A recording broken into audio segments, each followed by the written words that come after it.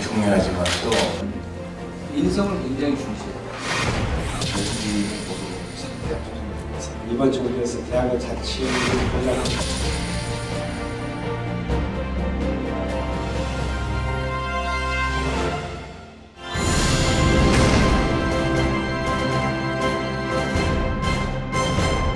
프레젠트 서밋 이사장이신 이인원 한국대학신문 회장의 환영사가 있겠습니다. 여러분 정말 감사합니다. 바쁘신 데리고 와주신 김상곤 부총리 겸 교육부 장관님 그리고 교육부 여러분들, 한국 교육의 장래를 얘기하고 교육의 미래는 어떻게 될 것인가를 걱정하기 위해서 모였다는 것은 하나의 중대한 일이라고 생각합니다.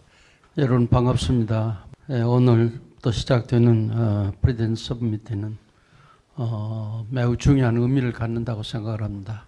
동계올림픽이 끝난 지 얼마 되지 않았습니다만 동계올림픽을 보는 국민의 시각은 확실히 이제 대한민국이 선진국에 진입했다고 하는 그런 하나의 감격적인 그런 그 공감대가 형성되는 것 같습니다.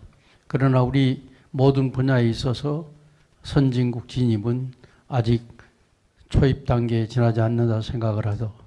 이제 우리 대학 교육에서부터 모든 시스템과 파라다임을 전환시켜 가지고 새로운 시대를 열어나가는 서막을 오늘부터 시작되는 프레젠트 서밋에서 장식해 줄 것을 기대하고, 오늘 첫 모임이지만은 이 모임이 한국 대학 교육을 선진화시키는데 큰 역사적 전기가 되었다고 이렇게 되기를 기원하면서, 저보다도 현역 총장이 더 이 문제에 대해서는 잘할 것 같아 우리 성락인 총장한테 한 말씀.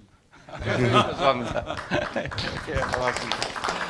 인구 5천만 이상 되면서 국민소득 3만 불 이상 되는 나라는 대한민국이 이제 6번째로 진입하게 됩니다.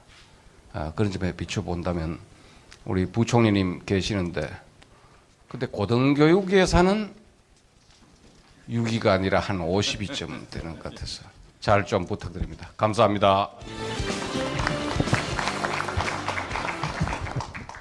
격려사와 축사를 해주신 두 분께 감사드립니다. 이번 프레지던트 서밋 2018은 오는 6월 21일까지 4개월간 6차례에 이르는 연속 컨퍼런스를 통해서 미래 교육에 대한 정부의 청사진, 지속 가능한 대학 경영이라는 큰 틀의 두 가지 주제를 가지고 집단 지성으로 풀어가고자 합니다.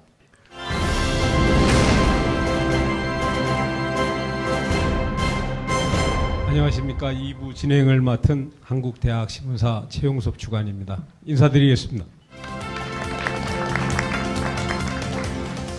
우리 프레젠트 서밋이 2015년부터 시작했으니까 벌써 4년 차를 맞이하고 있습니다. 대학 총장님들의 공론의 장으로서, 또 교육부 관계자들과의 어떤 소통의 장으로서 그 역할을 톡톡히 해내고 있다 하는 그런 평가를 받고 있습니다. 특별히 오늘 교육부에서 장관님을 비롯해서 대학 행정 관련 고위 간부들이 대거 참석하셨습니다. 매우 스페셜한 그런 경우입니다. 이것은 현장과의 소통을 강조하고 계시는 장관님의 어떤 현장 중시 행정의 일단을 보여주는 것 같습니다. 또 다른 한편으로는 프레젠트 서밋에서 논의되는 내용들을 교육부 차원에서 결코 가볍게 여기지 않겠다는 그런 의지의 표현이도 한 것입니다. 그럼 김 장관님의 말씀을 듣도록 하겠습니다. 예, 다시 한번 인사드리겠습니다.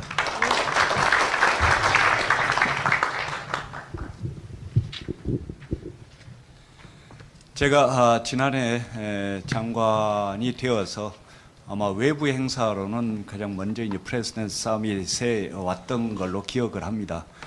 그때 우리 총장님들께서 워낙 적극적이고 열정적으로 말씀들도 주시고 이제 나누시는 것 같아서 오늘 프레지던트 서밋은 이제 바로 교육부 대학 관련 주요 간부들이 여기에 총 출동했다라고 이제 보셔도 될 것 같습니다. 그만큼 우리 총장님들께서 하고 계시는 역할이라는 게 한국 고등교육에서 참으로 중요하다는 생각에서 이제 이렇게 함께 하고 있습니다. 우리 총장님들 늘 열정적으로 해주시는 것에 대해서 다시 한번 감사하다는 말씀 드리고 준비한 거 여러분께 말씀드리고자 합니다.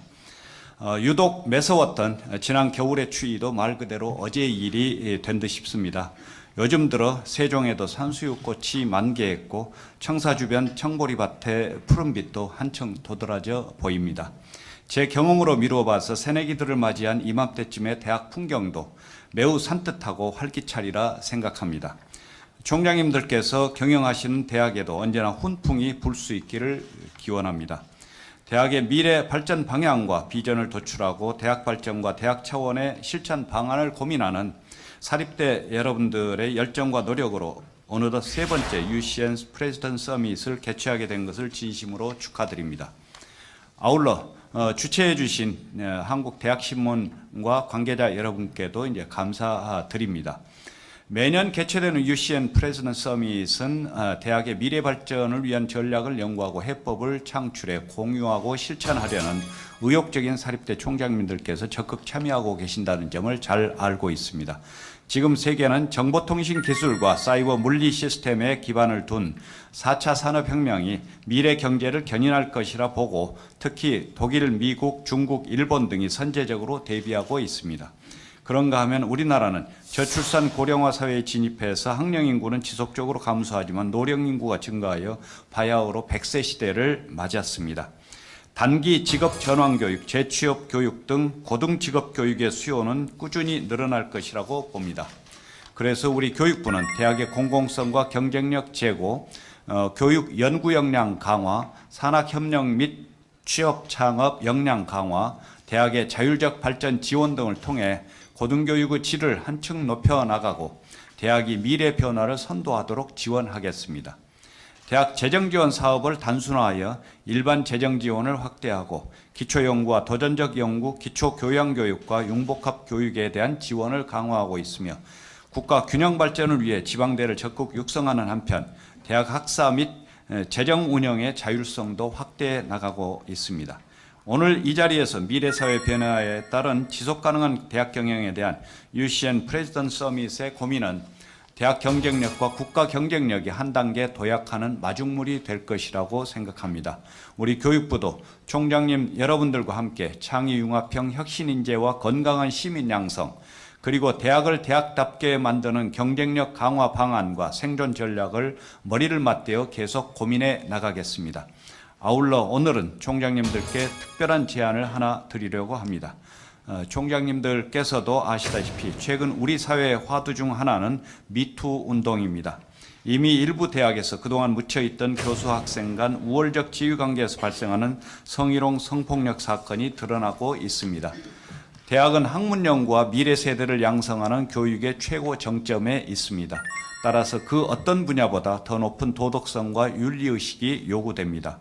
학내, 나아가 우리 사회의 성희롱, 성폭력 근절 의지를 다짐하는 위드유 결의를 여기에 계신 총장님들도 함께 해주시면 좋겠다고 이제 제안 말씀드립니다. 우리 사회 전반에 만연해 있는 남성 중심적이고 성차별적인 문화를 개선하여 더 공정하고 더 안전하고 더 평화로운 미래 교육 환경을 만들어 나가는데 적극 동참해 주시면 감사하겠습니다. 감사합니다. 예, 감사합니다.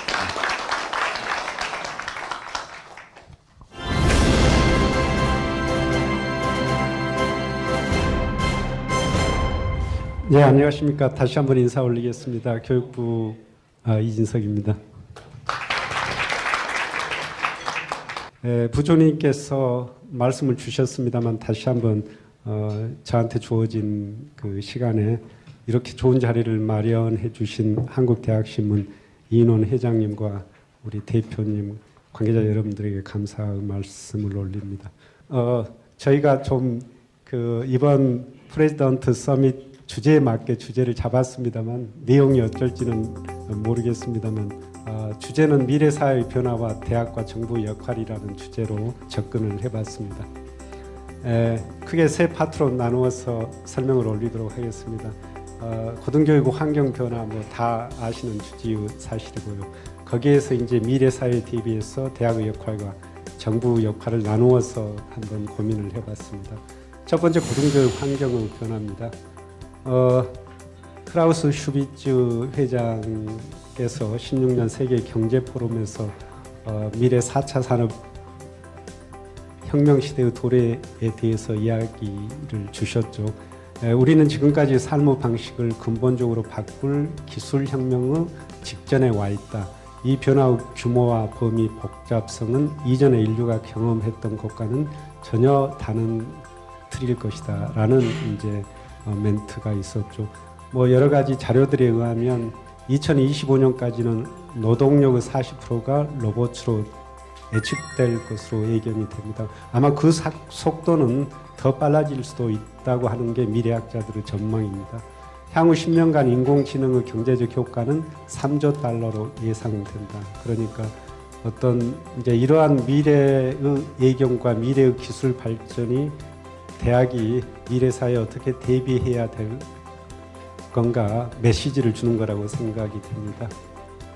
뭐 잘 아시다시피 1차 산업혁명 시대를 거쳐서 지금은 4차 산업혁명 시대에 와 있다. 그래서 지능정보기술이 미래 사회를 선도하고 그건 지능과 정보가 합쳐진 우리가 흔히 말하는 AI나 소프트웨어, 빅데이터 등의 첨단 기술이 미래 사회를 선도할 것이다. 우리 고등교육 환경 변화 중에서 대학이 제일 고민하는 부분 중에 하나가 이제 이 부분입니다. 저출산 고령화로 인한 학령 인구 감소입니다. 대학 입장에서 봤을 때는 우수한 인적 자원의 이제 감소가 되겠지만은 국가적인 차원에서 보면 엄청난 거거든요.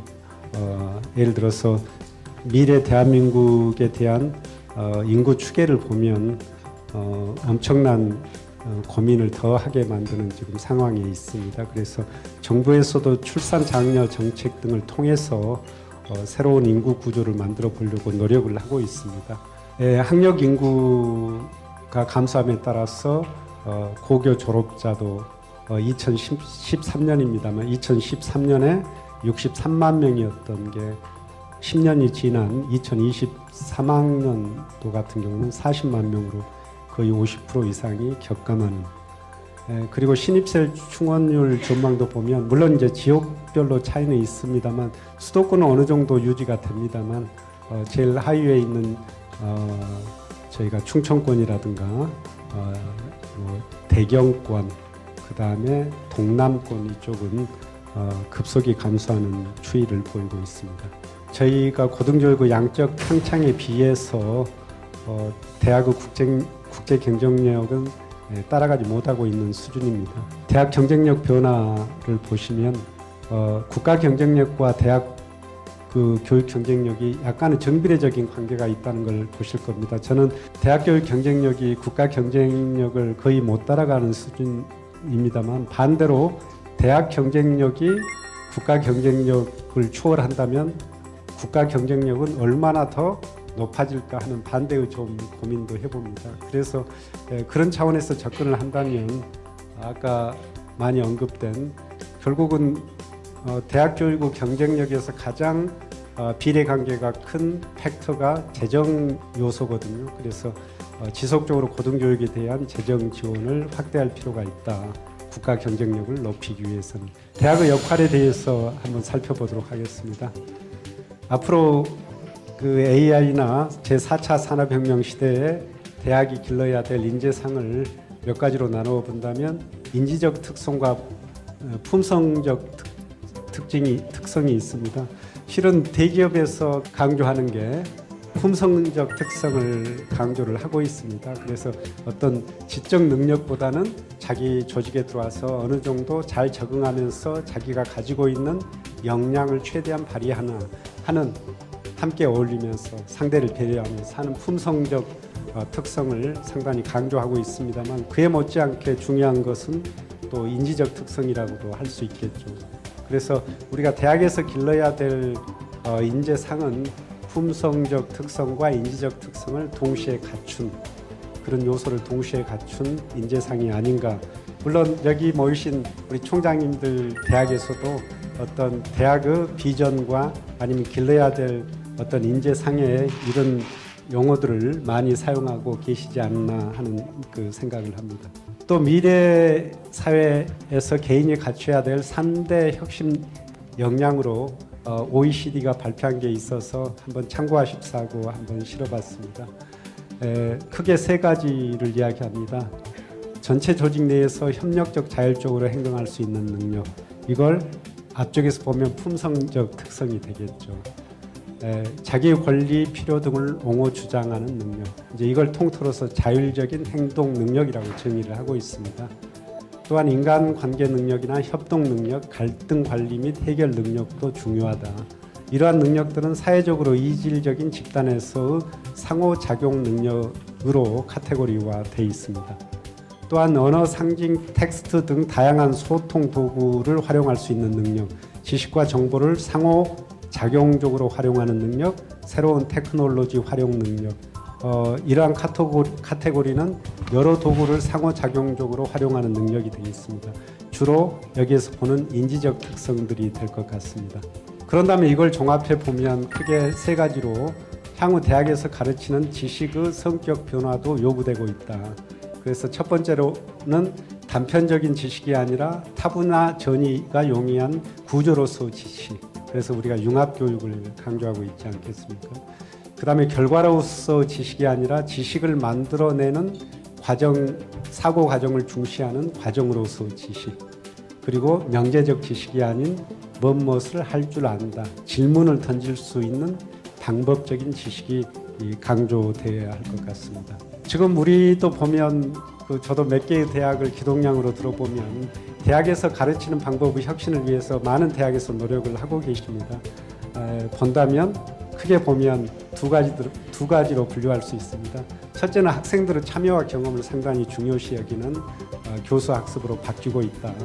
물론 이제 각종 첨단 ICT 기술을 활용하는 그런 것과 매칭을 시켜서 추진을 하고 있습니다. 그래서 학생들의 참여와 경험을 중시하는 형태로 프로젝트 학습이라든가 문제 기반 학습, 팀 학습, 또 탐구 발견 학습, 그 다음에 서비스 러닝, 다시 말해서 학생들의 전공 지식을 사회 봉사에 접목한 학습 방법까지 등장을 하고 있는 것 같습니다.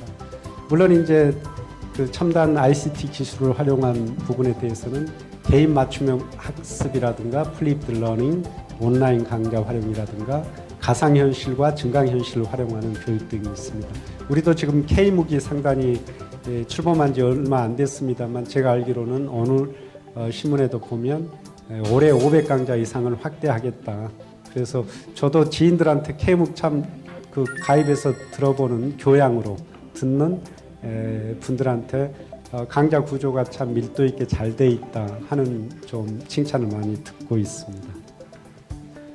여기에 따라서 정부는 뭘 해드려야 될 거냐 하는 정부 역할입니다. 첫째, 세 가지로 저희가 좀 고민을 했습니다만 재정 지원 문제다. 아까 우리 여러 총장님들이 궁극은 재정 지원입니다. 저희가 세계 대학을 평가하는 뭐 여러 가지 QS 평가라든가 여러 가지 타임스 평가라든가 있습니다만 그 세계 대학 랭킹을 발표하는데 저희들이 유심히 보면 재미있는 현상이 세계 랭킹 100위권 이상 대학들을 분석을 해보면 평균 1인당 교육비가 최저 3천만 원 이상입니다. 기본적으로. 그런데 이제 우리의 현실은 어떤가 뭐 잘 아실 겁니다. 지방에 있는 거점 국립대는 1,580만 원 정도 작년 기준으로 1,480만 원부터 한 1,500만 원대에 있습니다. 서울에 있는 좀 큰 사이즈의 대학들은 한 2천만 원부터 한 2,100만 원 정도 사이입니다. 그런 걸 봤을 때 1인당 교육비, 대학에 투입되는 1인당 교육비가 대학의 교육력과 연구력의 제일 핵심적인 팩터다 하는 것들은 이미 객관적인 통계들에 의해서 증명이 됐습니다. 그래서 저희는 어떻게 하면 지금 고등교육 재원을 획기적으로 좀 늘릴까 하는 부분들을 고민을 하고 있습니다. 여기에 계신 총장님들과 같이 머리를 맞대고 손을 잡고 걸어가야 될 과제가 아닌가 하는 생각을 합니다. 저희들도 새 정부 출범해서 재정 지원, 과거 정부에서 했던 10여 개의 재정 지원 사업을 통폐합해서 일반 재정 지원 사업과 특수목적 지원 사업으로 구분을 했습니다. 대학 입장에서 보면 더 탄력적으로 예산을 집행할 수 있는 사업이 이제 일반 재정 지원 사업이 되겠습니다. 특수목적 지원 사업은 저희가 크게 두 가지만 살릴 예정입니다. 링크 플러스 사업, 그러니까 산학 영재형 사업과 대학원에 지원하는 BK 플러스 사업 두 개만 살리고 나머지는 전부 다 일반 재정 지원 사업으로 통합해서 예산도 대학에 통으로 드립니다. 그럼 우리 대학은 에이스형으로 할 거냐, 아니면 CK형으로 할 거냐, 아니면 믹스해서 할 거냐, 아니면 코어 사업처럼 인문학 진흥을 위해서 얼마의 예산을 사용할 거냐 하는 것들을 대학의 중기나 장기 발전 계획에 따라서 집행하실 수 있도록 하는 아주 느슨한 형태의 예산 지원이 되겠습니다. 지금 잠정적으로 구성하고 있는 것은 4년제 대학의 한 60% 정도를 기본 역량 진단을 해서 일반 재정 지원 사업을 지원해 주는 고민을 하고 있습니다. 올해 기준으로 본다면 대학 사이즈에 따라서 틀립니다만 한 교당 40억 내지 90억 정도 매년 3년 동안 지원될 것이라고 지금 저희가 추정을 하고 있습니다. 그리고 특수목적 지원 사업은 저희가 링크 플러스형과 BK 플러스 사업을 좀 재편하거나 재구조화해서 추진할 예정입니다. 여기는 기본적으로 특수목적 지원 사업은 응모할 수 있는 사업에 응모할 수 있는 자격 조건은 하위 20%인 재정 지원 제한 대학 이외의 대학은 다 응모할 수 있도록 오픈을 할 예정입니다. 그래서 80% 대학이 이 사업에 응모해서 예산을 지원받는 형식으로 운영을 할 예정입니다. 저희가 지금 고민이 하나 있습니다. 이 일반 재정 지원 사업을 자율개선 대학으로 하는데 역량 강화 대학의 일부도 예산을 지원할 예정입니다. 그래서 그 20% 그러니까 100%에서 차지하는 60%부터 80% 구간에 해당되는 역량 강화 대학의 한 반틈 정도는 어차피 정원 감축의 공고를 받으니까 어차피 정원 감축 계획이 있어야 되겠죠. 거기에 따른 구조 조정과 대학의 발전 계획을 제출한 대학은 저희가 어떤 선정 과정을 거쳐서 최소한 20% 대학, 60% 구간부터 80% 대학 숫자의 한 50% 정도는 예산을 자율개선 대학의 한 50% 이상의 정도 수준에서 지금 지원을 추가적으로 해드릴 것을 적극적으로 검토를 하고 있습니다.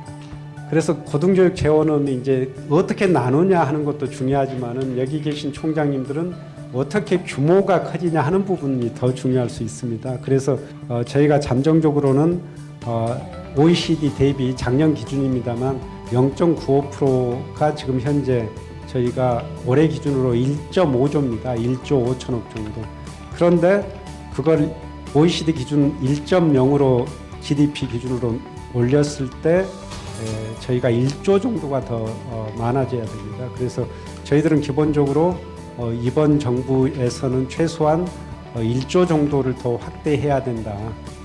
그게 이제 단계적으로 어떻게 증액이 될지는 모르겠습니다만 잠정적으로는 그 목표를 가지고 재정 당국과 협의를 하겠고 그 과정에서 여기 계신 총장님들의 좀 지원을 협의해서 하도록 하겠습니다. 대학 연구 교육 혁신도 저희가 계속 지원을 해드리도록 하겠습니다. 그래서 기초나 도전적 연구 지원도 17년에 비해서 22년 이번 정부 때 이렇게 확대하도록 하겠습니다. 예산 규모도 확대하고 과제 수도 이렇게 확대해 나가도록 하겠습니다. 또 개인적인 연구자 중심의 자율적인 연구 환경도 저희가 기간도 연장하고 예산 규모도 확대시키도록 하겠습니다. 대학교육 혁신 및 산학협력 활성화 부분도 지금 이건 올해 사업입니다. 기초교양교육 컨설팅 숫자도 확대시키고 그 에이스 지금 진행교가 32개입니다. 여기에서 올해 내년에 이제 일반 재정 지원 사업이 아까 말씀드렸다시피 예산을 집행하는 부분에 있어서는 에이스 사업보다 더 느슨하게 대학의 자율성을 가지고 집행하실 수 있도록 하는 의미에서 저희가 한 10개 기업 정도를 좀 파일럿 사업으로 해서 지금 선정을 하려고 그럽니다. 그래서 한 10개 정도의 대학에 올해 한 평균 20억 정도를 들여서 내년에 일반 재정 지원 사업 형태의 모형을 올해 한번 고민을 해보고자 합니다. 그래서 지금 사업을 저희가 구상을 하고 있고 에이스 플러스 사업보다 더 느슨한 형태로 아마 사업 공고가 될 걸로 예상을 하고 있습니다. 물론 혁신도시를 중심으로 하는 대학, 지자체, 공공기관 클러스터 구축 사업도 저희가 올해 5개 내 클러스터에 50억 예산으로 시범 사업으로 운영을 할 예정입니다. 물론 이제 대학의 창의적 자산 활용도 촉진할 필요가 있습니다. 이건 어떻게 보면 대학의 자체 수입 구조를 확장시키는 상당히 큰 역할을 하는 겁니다. 대학에서 가지고 있는 실용신안이나 발명 특허를 이제 상용화하는 그런 부분들이 되겠습니다. 그래서 몇 개 대학에서는 엄청난 부를 지금 만들고 있는 대학도 선도적으로 있습니다. 그래서 향후 이런 것도 저희들이 대학과 같이 고민해 나가도록 하겠습니다. 물론 이제 대학 운영을 탄력적으로 운영하시려면 저희가 정부해드려야 될 부분들이 많습니다. 그래서 학사 분야나 크게 봤을 때 재정 분야에 대해서 저희가 대학과 머리를 맞대고 개선할 부분이 있으면 개선해 나가도록 하겠습니다. 저희가 학사 분야 같은 경우는 작년에 상당히 큰 틀로 이렇게 고등교육법이나 고등교육법 시행령을 개정해서 다학기나 유연학기제, 융합전공, 전공선택제, 프랜차이즈 해외 진출, 학습 경험 인정제나 통합가정 중 학위 수여 등 대폭적으로 완화를 한 바 있습니다. 재정 분야 같은 경우는 올해 좀 저희가 추진을 하고 있고 하려고 합니다. 그래서 사립학교법을 개정해서 예를 든다면 확보율을 초과하는 유휴교육용 재산을 수익용으로 변경한다든지 산업협력법을 개정해서 산학협력단 기술주의 회사 설립 시 현물 출자 비율과 자회사 지분 비율을 완화해서 더 많은 자회사를 설치할 수 있도록 한다든지 하는 부분들에 대해서 고민을 하겠습니다. 새 정부 출범하고 나서 이제 고등교육 정책의 키워드가 크게 세 가지입니다. 대학의 자율성, 공정성, 경쟁력. 그래서 어떻게 보면 이 큰 키워드의 하나인 경쟁력은 결국은 아까 제가 보고 드린 재정의 확대하고 상당히 밀접한 상관관계가 있기 때문에 충분히 이번 정부에서 확대될 개연성이 많고 저희가 노력한 만큼 분명히 확대될 것이다. 그런 장밋빛 좀 그림을 가지고 저희도 열심히 일을 하도록 하겠습니다. 여기 계신 총장님들께서도 좀 적극적인 지원과 협력을 부탁 올리도록 하겠습니다.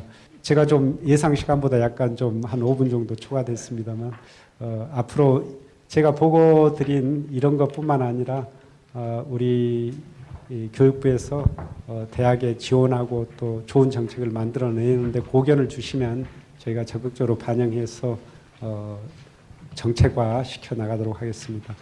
다시 한번 이 자리에 참석해 주신 총장님들에게 감사한 말씀을 올리고 마련해 주신 우리 이인원 회장님께도 감사한 말씀을 드립니다. 감사합니다. 네.